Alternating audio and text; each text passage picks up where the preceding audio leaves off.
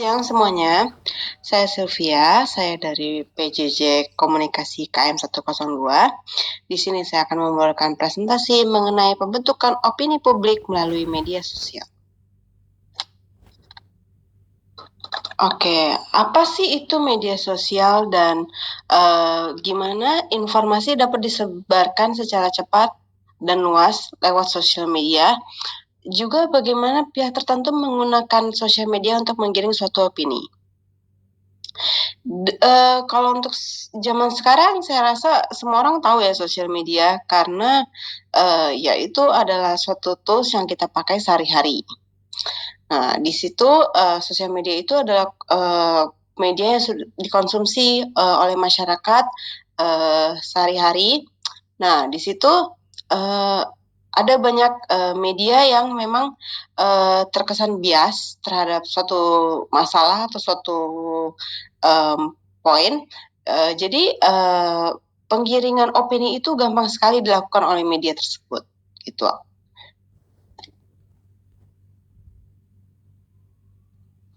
Oke, apakah media sosial mempengaruhi opini publik? Menurut saya untuk mempengaruhi publik itu gampang sekali lewat sosial media karena sekali lagi saya tegaskan lewat sosial media suatu berita atau suatu informasi itu bergerak sangat cepat ya. Jadi bisa menyebar secara luas dalam waktu yang tidak lama gitu. Kalau dulu kan butuh koran, butuh wawancara, butuh waktu untuk menerbitkan suatu berita, sedangkan sekarang tidak lagi. Tekniknya itu untuk menggiring opini itu gampang sekali ya. Sebagai contoh, kalau misalnya kita nonton atau melihat suatu berita dan itu terus-menerus, maka ada sebagian publik atau majority akan menganggap berita itu tersebut adalah benar, meskipun tidak bisa verifikasi terlebih dahulu gitu ya. Dan menurut saya dampaknya itu ya untuk beberapa orang yang punya kepentingan itu memiliki dampak positif ya, karena jadinya masyarakat yang mungkin tadi tidak ada simpati dengan pihak tersebut justru jadi akan bersimpati gitu, atau menyerang balik orang pihak yang mereka ingin serang gitu.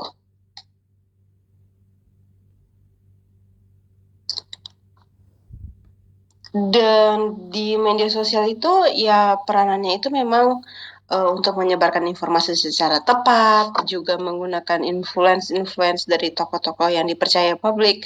Meskipun kalau untuk sekarang saya rasa patut dipertanyakan ya, seperti kasusnya Doktif dengan skincare atau dengan Code Blue dengan Cimehong gitu ya.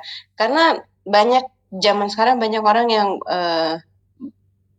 memataskan diri mereka sebagai seorang expert, tapi tidak serta-merta memiliki ability to menjudge suatu produk, ataupun jadinya itu malah kayak membuat opini publik buruk terhadap sesuatu. Tuh.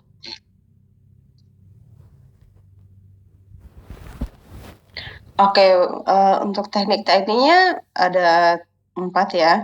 The framing, agenda setting, echo chamber, evac, dan misinformasi. Kalau untuk framing itu mungkin lebih ke semacam kayak konglomerat media membentuk suatu opini dengan memframe suatu berita yang menyudutkan suatu pihak atau menjunjung suatu pihak. Kalau agenda setting itu dibuat disetting seperti kayak berita ini tuh disengaja timingnya di saat mungkin ada kasus dengan pihak A, dan ya berita ini tuh dibuat untuk seakan-akan menutupi berita tersebut gitu. Echo chamber effect, jadi itu memanfaatkan manipulasi dan emosi ya. Jadi kayak membuat suatu informasi yang mungkin seperti peperangan Ukraine, jadi di informasi tersebut diberikan kayak semacam opini bagaimana Russian itu bukanlah pihak yang baik ataupun diberikan seperti kayak bukti-bukti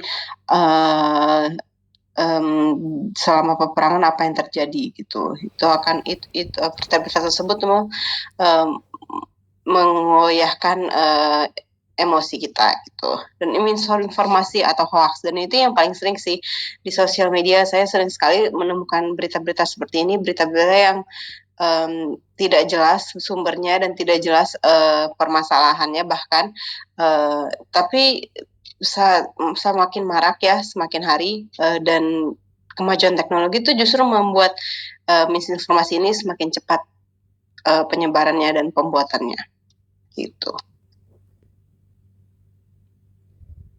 Ada dampak positif dan penggiringan opini. Memang jujur ada dampak positifnya, yaitu membuat masyarakat jadi terlibat dalam suatu masalah atau dalam suatu opini.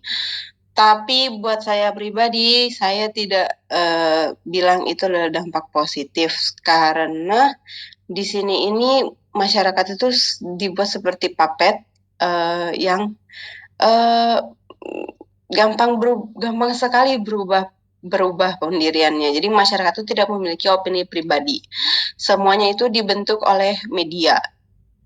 Ya, jadi banyak orang yang tidak jujur kalau di Indonesia itu banyak orang yang kalau membaca suatu berita itu tidak secara seksama. Jadi kadang beritanya apa, mereka tanggapannya itu apa gitu. Jadi miss lah untuk itu gitu. Jadi menurut saya dampak positif untuk pengiriman opini itu menurut saya hampir tidak ada. Untuk negatifnya tentu saja banyak hoax ya, banyak berita-berita palsu yang nggak jelas sumbernya, nggak jelas intinya itu apa. Ini juga yang menyebabkan masyarakat itu perang opini atau kayak tidak, yang dua pihak yang tidak memihak terhadap suatu hal yang sama, dan juga banyak dampak psikologis dengan pemaparan informasi yang salah, antara mungkin orang itu trauma dengan berita-berita atau jadi kayak takut dengan berita-berita gitu.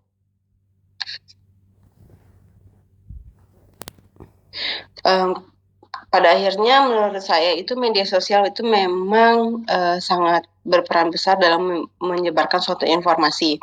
Tapi dengan adanya media sosial kita tidak bisa memungkiri bahwa penyebaran informasi baik itu benar atau salah itu sangat cepat. Jadi untuk orang-orang yang mungkin membaca tentang informasi atau sesuatu, saya sarankan untuk memfilter berita tersebut. Jangan serta-merta diterima, tidak dicerna terlebih dahulu, tidak dipilah-pilah terlebih dahulu, karena ada sebagian berita itu memang ditujukan untuk menggiring suatu opini gitu. Untuk saran saya sih ya, masyarakat itu perlu meningkatkan literasi digital. Seperti saya bilang, banyak masyarakat Indonesia yang kalau baca berita itu baca benar-benar serta-merta hanya membaca judulnya tanpa membaca lebih dalam isinya. Jadi akan ada misinformasi ya. Dan itu banyak banget, nggak cuma berita, bahkan caption selebgram pun bisa disalahartikan gitu ya. Oke. Platform media sosial harus lebih aktif dalam menangani hoax, betul, karena banyak sekali berita-berita di sosial media yang tidak jelas kebenarannya, tidak jelas usul-usulnya, bahkan bisa dibilang ada sebagian yang di-create oleh AI, artificial intelligence.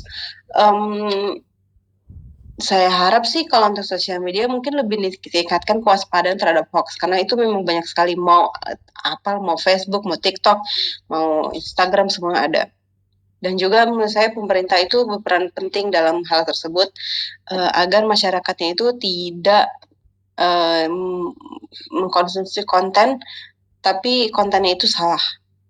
Oke, terima kasih atas perhatiannya. Mohon maaf jika saya ada salah-salah kata. Selamat siang.